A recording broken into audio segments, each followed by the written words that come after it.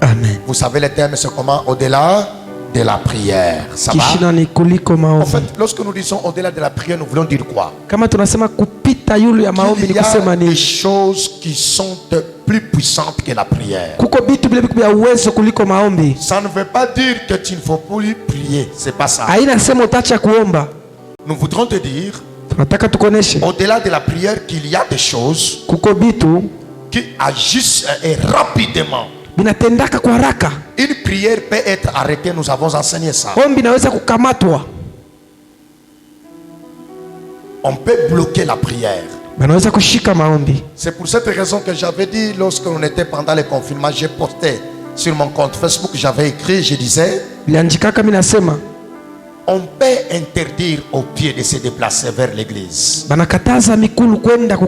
C'était pendant la période où on a interdit les églises de fonctionner.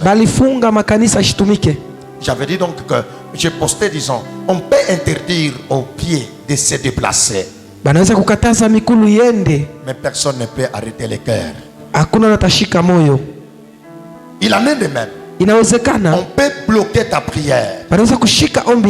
Mais personne ne peut arrêter certaines choses que nous vous enseignons, que vous pratiquiez. Quel est l'objectif de mes enseignements devant le Seigneur? C'est de te demander d'appliquer ces choses. Toi qui es sorti d'une famille nulle, pour que même ceux qui vous auraient lié, bloqué s'étonnent. Je pensais que tu allais me dire Amen. Alléluia. Amen.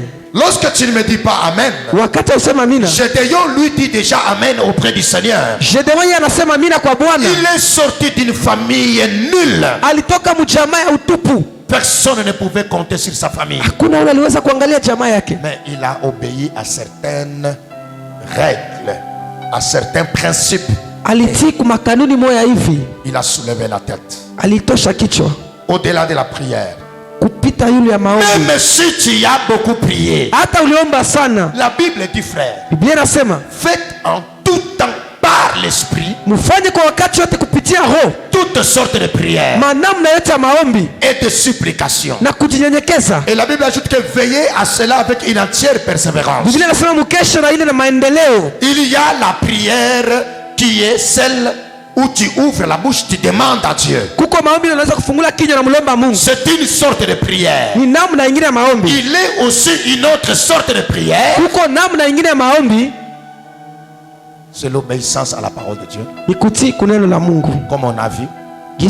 Et une autre sorte de prière, nous verrons aujourd'hui, qui est au-delà de la prière, c'est le respect des consignes. C'est ça notre point d'aujourd'hui, le respect des consignes.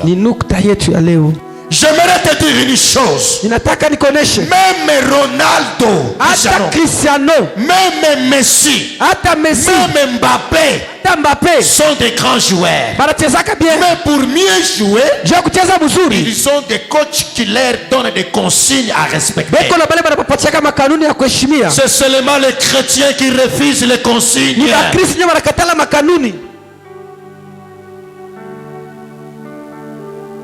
Pourquoi Dieu a établi les pasteurs dans les églises? Pourquoi Dieu t'a mis à côté de ton père biologique? Il connaît plus que toi.